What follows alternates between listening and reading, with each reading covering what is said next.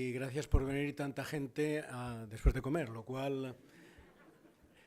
Y gracias a Ainhoa, a Enara, a Gaizka y a Jaco, que por cuenta de Lab nos están haciendo aquí de anfitriones. Y un recado que pido que le trasladéis a Ainhoa, y es mi solidaridad con Rafa. Me parece una inmoralidad que esté atravesando la situación que atraviesa.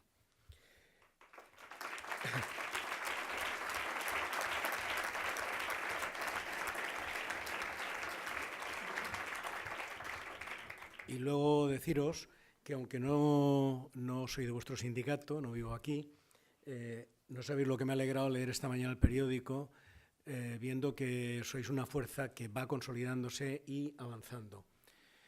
Y es importante que lo hagáis, siguiendo que podía ser el título de la charla mía de hoy, cuando veas las barbas de tu vecino afeitar, pon las tuyas a remojar. Es decir, nada está escrito de lo que vais a ser en el futuro inmediato, pero hay experiencias que mejor no repetirlas. Yo os voy a plantear algunas reflexiones sobre el modelo, la crisis del modelo sindical mayoritario, por simplificar las cosas, centrándome en la Unión Europea. Primero hay que decir que modelos sindicales hay muchos en el mundo. Yo he conocido de cerca la CUT brasileña, he conocido también COSATU de Sudáfrica, pero estamos hablando en la Unión Europea. Pero dentro de la Unión Europea, a su vez, hay 4 modelos, que son el germánico, el anglosajón, el nórdico y el latino. Lo queramos o no, nosotros estamos en esa área del sindicalismo, con ese tipo de experiencia, que tiene virtudes y que tiene defectos de raíz, de origen. Lo importante es que tenía una matriz de sindicalismo sociopolítico muy importante en su nacimiento, por así decirlo. Es uno de los diferenciales una de las diferencias, con otros modelos coexistentes en Europa. Y más en concreto, lógicamente, voy a reflexionar sobre lo que ha sido la experiencia del sindicalismo en el Estado español. Es decir, que hay que poner, por lo tanto, en relación lo que digo con los casos que os podéis imaginar. Decir también que estos modelos de sindicalismo europeo, en este caso, se configuran como diferentes dependiendo de las relaciones industriales, del papel y relación que tienen con el Estado, de los derechos laborales y democráticos reconocidos en el mundo de la empresa, de las formas de organización, de cómo establecen su representatividad. Hay muchos modelos para llegar a calificar la representatividad, el número de afiliación, número de afiliados, de la participación de la afiliación y de la relación que tiene de la afiliación en las decisiones y de la relación que tiene la afiliación con la dirección y, lo más importante, la relación que tiene la dirección con el Estado. Todo esto configura modelos distintos, pero tienen bases comunes, que es donde voy a centrarme en toda la Unión Europea. En primer lugar, se ha ido dando una progresiva adaptación al marco político existente, se ha aceptado, y hay una pérdida de protagonismo y de rol político por parte del movimiento sindical como una de las formas de organización del movimiento obrero. Lo segundo es que hay un incremento de la prestación de servicios en el conjunto para su afiliación, un aumento del peso de los servicios que presta a los afiliados en el conjunto de actividades y de roles que juega el sindicato. Y ha ido poco a poco perdiendo gas esa faceta fundamental, fundacional, reivindicativa. Tercero, hay una reducción de la estrategia sindical a los límites de la concertación social. Lo que le ha ido llevando progresivamente desde el final de la Segunda Guerra Mundial al sindicalismo europeo, con diferencias entre unos países y otros, es evidente, a una contención de las luchas y a una subalternidad respecto a los proyectos hegemónicos por parte de la clase dominante. Por lo tanto, esto ha producido una pérdida de proyecto autónomo. Si os dais cuenta, sobre temas relevantes como los que afectan a la configuración de la Unión Europea, los sindicatos, y eso lo conozco bien porque he estado representando a los sindicatos europeos en reuniones sobre como contraparte social, ¿no?, de fondos estructurales, de fondos de cohesión, lo que hacen los sindicatos es apuntillar, humanizar pequeños detalles sobre lo que es la arquitectura de la Unión Europea, pero no ponen en cuestión el modelo sobre el que se ha configurado la propia Unión Europea. Lo cuarto es que se ha ido instaurando desde hace años una situación que podríamos llamarle de gran armisticio social. Lo quinto, la quinta característica común a todos los modelos en la Unión Europea es que las direcciones sindicales y los propios sindicatos están sufriendo un fenómeno de empotramiento en la periferia del aparato estatal.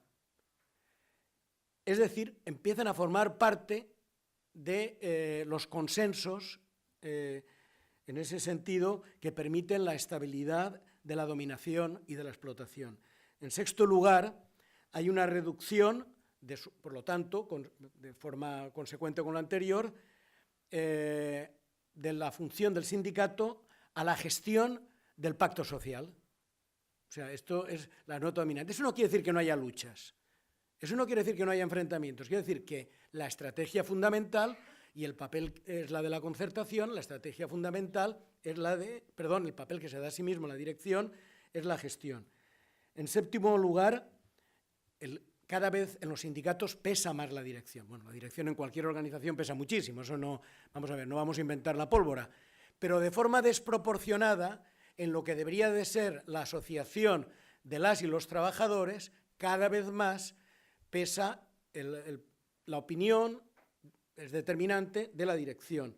Pero cada vez más también, y esto es un motivo yo creo que de reflexión importante, pesa la opinión de los técnicos y asesores, que son absolutamente necesarios, evidentemente, diversas profesiones son necesarias para asesorar al sindicato, pero que si invertimos la relación de asesor en decisor, estamos haciendo algo que va contra la propia naturaleza de la asociación libre, por así decirlo, de trabajadoras y trabajadores. Es decir, hay que volver a discutir el papel de los asesores, imprescindible, pero ponerlo en su lugar. Bien, ¿qué efectos ha tenido esto sobre el movimiento sindical? En primer lugar, y se desprende de las palabras que he dicho antes, una tendencia a la centralización y jerarquización corporativa, ¿no? Es muy habitual que cuando preguntas las profesiones en Europa, de los compañeros, ¿no?, ¿de qué profesión tienes? Pues uno piensa que va a decir maestro, o estudié esto, o soy tornero fresador, lo que fuere, ¿no? Hay muchos que dicen, pues, sindicalista. Entonces, claro, esto es una cosa que choca, porque es como una especie de carrera profesional, ¿no? Y de hecho hay gente que son expertos en ese terreno. ¿Por qué? Porque se ha ido modificando la naturaleza del propio sindicato. La otra cuestión es que cada vez más consideran a la afiliación, otro efecto, como usuaria pasiva, no como sujeto participativo. Hay una ajenidad entre la dirección y la base en ese sentido, cosa que sé que no es el caso aquí. Pero no lo digo en plan, o sea, vamos, conozco poco, pero conozco bastante. Pero es un riesgo siempre, ¿no?, esa ajenidad. En tercer lugar, hay una baja calidad de la democracia interna, claro. Hay un descenso de la combatividad y un asunto sumamente grave que luego intentaré retomar. Hay una ausencia de discurso sindical propio ante dos grandes cuestiones. No hay un discurso propio respecto a las concepciones depredadoras, productivistas, o la realidad del capitalismo existente respecto a la naturaleza, los recursos, etcétera, etcétera. Aquí hay un pacto del que no se habla siempre del pacto social, pero hay un pacto también productivista. Los sindicatos normalmente opinan lo mismo que sus patronales, eso te vas a discutir con la Federación de Químicas y opina exactamente que la gran farmacéutica de turno. Entonces, en temas relevantes me estoy refiriendo, o sea, hacen causa común, ¿no? Y lo segundo, sobre las políticas de austeridad. Es decir, es cierto que los sindicatos no opinan exactamente lo mismo que las patronales europeas, pero no tienen un discurso alternativo, lo que hacen es adaptarse. Y además no han logrado crear un nuevo imaginario colectivo, autoidentificatorio, de lo que fue en un momento dado el imaginario que existía, de la percepción que existía de la propia clase obrera en el momento fundacional, que tampoco era un imaginario para dar muchas palmas, porque era la clase obrera es un obrero blanco, varón, y a poder ser compañero del metal. Y todo lo demás parecía que no era clase obrera. Entonces, no ha habido todavía esa reconfiguración de la propia identidad, pero realmente ya el mundo asalariado que no para de crecer, es mentira, absolutamente mentira, que no exista, que la clase obrera esté en retroceso, al contrario, está aumentando a nivel mundial y está aumentando en todas partes, incluso en situaciones de recesión. El tema es que ya no se corresponde, como se ha planteado esta mañana, su composición a algunas imágenes que teníamos. Y bueno, lo que está en definitiva en crisis es el modelo de lo que podríamos llamarle el modelo tecnopactista, que funcionó durante muchos años, en los años de la bonanza económica, de los gloriosos 30, de la expansión y del boom. Ese mundo se ha terminado. Ese mundo se ha terminado porque las concesiones en Europa que hizo la burguesía para integrarnos en el estado del bienestar, en un cierto estado del bienestar, hablo en términos generales porque el caso español, como se ha señalado esta mañana, es algo diferente.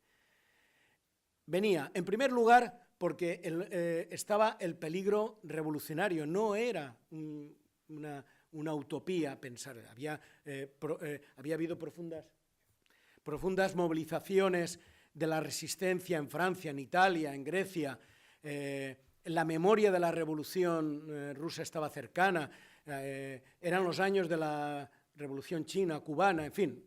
Había un riesgo y había unas tradiciones en la clase obrera europea que tenía virtudes también en ese sentido. Bien, aquí en el caso del Estado español hubo una guerra y una revolución que fracasó y una guerra que perdimos, las dos cosas. Entonces, hay que decir que ese peligro ya no está. Pero o sea, tampoco está siquiera aquello de la amenaza de la influencia de la Unión Soviética. Tampoco está el mismo tipo de bonanza económica basada en el petróleo barato, en la expoliación del tercer mundo, etc. Es más complicado hacerlo, ¿no? Es decir, realmente no vivimos ese boom, ¿no? Los años 70 marcan la mitad de los 70, un antes y un después en el desarrollo del capitalismo.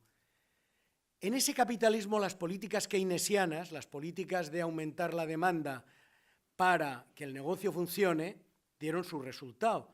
Y hubo un reparto del ingreso.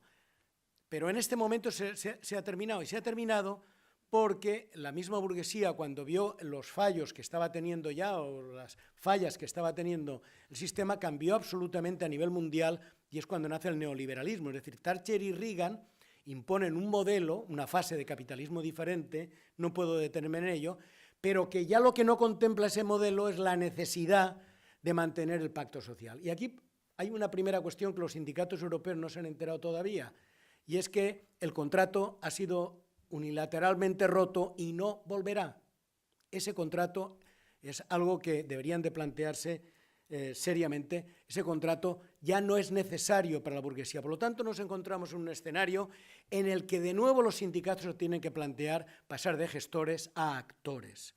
Bien, ¿qué temas han descolocado, por lo tanto, al sindicalismo en la Unión Europea? Estamos ante una crisis que esta mañana los compañeros y compañeras que me han precedido, Joan, etcétera, calificaban de, digo yo, mejor dicho, se podía calificar lo que han dicho de una crisis poliédrica, donde la crisis ecológica, la crisis económica están interactuando permanentemente, no se pueden separar, no son habitaciones separadas. Entonces, este reforzamiento del capital no ha sido todavía comprendido. Es decir, este que nos están ganando, como dice Warren Buffett, es decir, hay lucha de clases y la mía la está ganando, ¿no? Es decir, pues es verdad, estamos en un terreno en que nos están dando todas el mismo lado. Y en el caso español, además, como capital subalterno, absolutamente, aunque forma parte de la cadena, digamos, de los países industrializados, etcétera, etcétera, en el caso español, el grueso del capital ha aceptado una situación de negocio cortoplacista basado en salarios bajos, no le preocupa mucho la producción de baja calidad y busca mercados subalternos. Pero es que resulta que en esos mercados subalternos va a tener que competir con salarios aún más bajos, etcétera, etcétera. Es decir, estamos, a su vez, en el caso español, en una situación de búsqueda de cuál es su lugar en este mundo, ¿no? Al mismo tiempo, el capital sí que ha comprendido una cuestión que no sé hasta qué punto las y los trabajadores la hemos comprendido. El capital ha comprendido que el Estado-nación ya no le valía para su dominación y que debe de seguir aprovechándose de los mecanismos de explotación, expropiación y opresión del Estado-nación, de ahí esas leyes represivas, esas baterías de leyes represivas que continuamente nos están metiendo por parte del gobierno de turno, pero también está tejiendo lazos y haciendo políticas que están pensando en marcos mucho más superiores. Esto, ya al nivel de las multinacionales y de las transnacionales, ya es mucho más exagerado. Es decir, ellos están haciendo políticas que nos ganan la mano. Y nosotros no hemos desarrollado lazos internacionales del mismo nivel. Voy a entrar en directo en 3 o 4 problemas porque me están señalando que me quedan 5 minutos. En primer lugar, creo que los sindicatos deberían de plantearse preguntas como las de cómo salir de la crisis, qué hacer ante la emergencia social que tenemos encima, qué hacer para salir de las capas de trabajadores y trabajadoras mejor situados, es decir, una parte importante de los sindicatos europeos se apoyan solamente en el trabajo más estable y mejor pagado. Esta mañana también se hablaba de eso. ¿Cómo evitar el microcorporativismo? ¿Cómo evitar la guerra entre pobres, vamos a decir así, entre los de abajo? ¿Cómo conseguir relaciones de solidaridad? Pero eso significa que frente al austericidio y frente al ecocidio tiene que tener programa político propio la clase obrera, tiene que tener voz política propia. ¿Le valen las herramientas que hasta ahora configuraban el pensamiento político-económico de los sindicatos de la época fordista, el keynesianismo? Hay que decir que no, ni por el lado de la naturaleza, ni por el lado de la lucha contra la crisis económica. Es decir, hay que crear también concepciones de política de oferta. Es decir, la clase obrera, el movimiento obrero, tiene que tener una oferta, tiene que tener un proyecto de sociedad, es decir, un proyecto de modelo productivo. ¿Qué producir y qué no producir? No me puedo meter en eso, que esta mañana ya ha habido, en qué crecer y en qué decrecer, que es la gran cuestión. Y eso no nos lo van a dar los mercados, como dice el ministro de Hacienda Montoro. Eso solamente se puede conseguir si nos empoderamos, empleando el palabra que ya ha salido esta mañana, si nos empoderamos realmente de nuestro futuro. No es indiferente el debate de modelo productivo. No todo queda reducido a cambiar las relaciones de producción, es decir, quién es el propietario de los medios, que es muy importante. Es también muy importante cómo producimos y qué usamos en la producción. Bien, vivimos un mundo en el que los sindicatos tienen que aceptar que la división entre trabajo manual e intelectual en este capitalismo industrial de servicios ya no funciona igual.